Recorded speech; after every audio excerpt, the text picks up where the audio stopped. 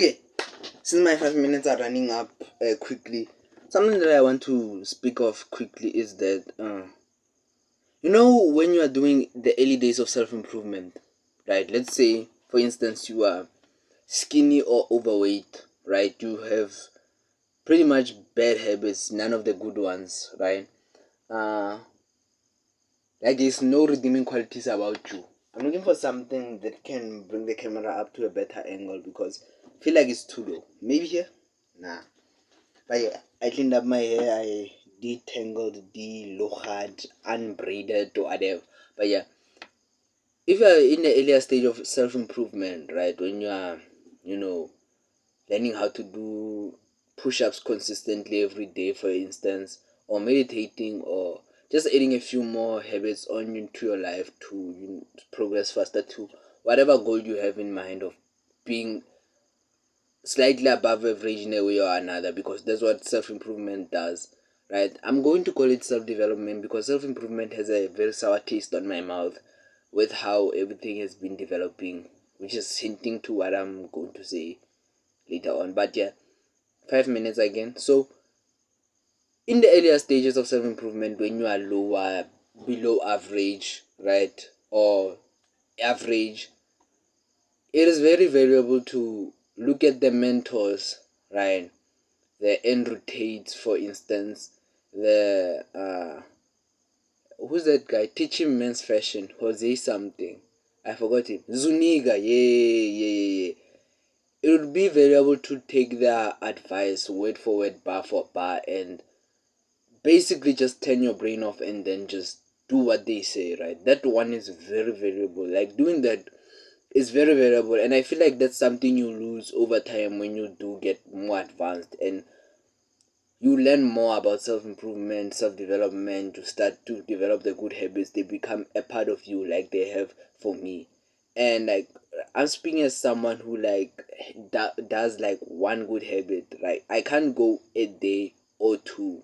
Let me say, I can't go a day, right, without really focusing on one thing, right? Not really focusing on one thing, but more like doing one good habit. I can't go a day without doing one good habit, and if I do, I'll feel bad for it and then overcompensate the next day. That's just the type of person that self improvement has made me out to become, and having someone who tells you what to do and you just do it makes your life so much easier. Like your brain just consumes the information and moves forward and just runs. Like, for example, when I was back in school, like grade one to, I would say 5, 6, right? 5, 6. Because 7, I was starting to be a bit careless and everything. There was video games, and I was getting a bit addicted and everything to video games. But yeah, up until that point, my life was so much easier because the only thing that I had to do was just homework, right? And getting taught what to do. And I didn't always do the homework, which is kind of everyone else's story. But I got like really good grades in school, right? Because I knew what I had to do. I just had to participate in class, write the classworks, ask a few questions. And I was positively reinforced for that. Same thing with doing any endeavor. When you are listening to one source of information, the person will tell you things like, you are on the you are on the right track, you are becoming a valuable man, you are doing everything and you are on the right track, right?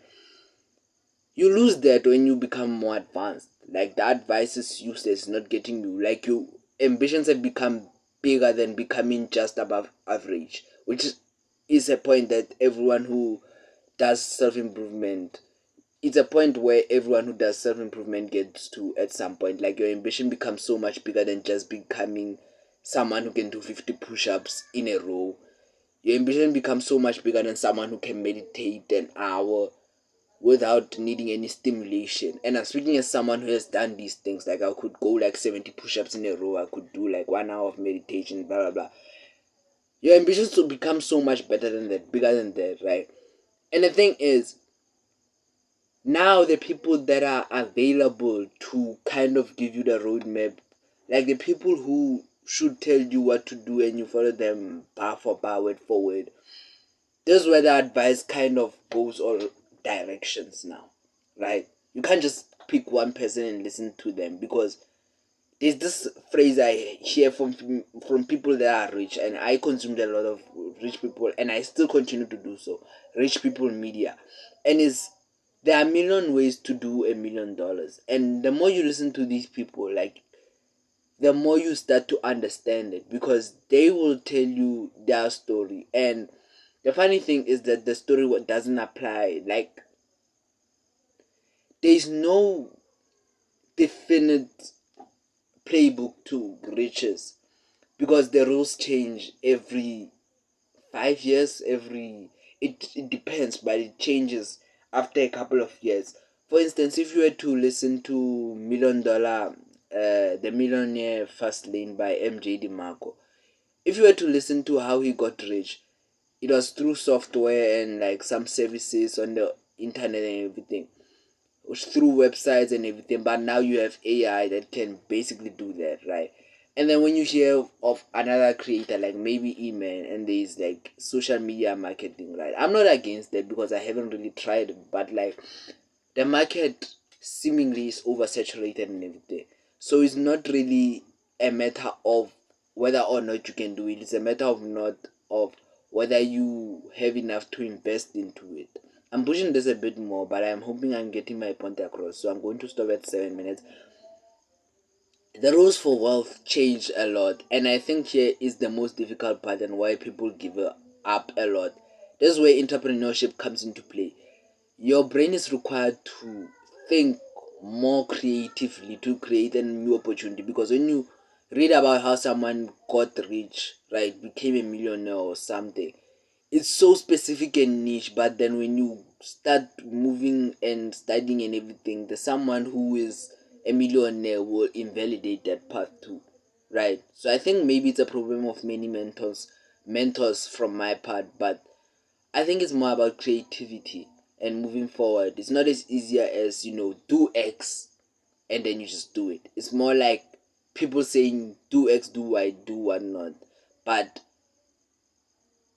having the not mentality, but the intelligence of being able to discern which advice would be valuable for you and which one would not be. But that's where I'm going to leave it today. Bye bye.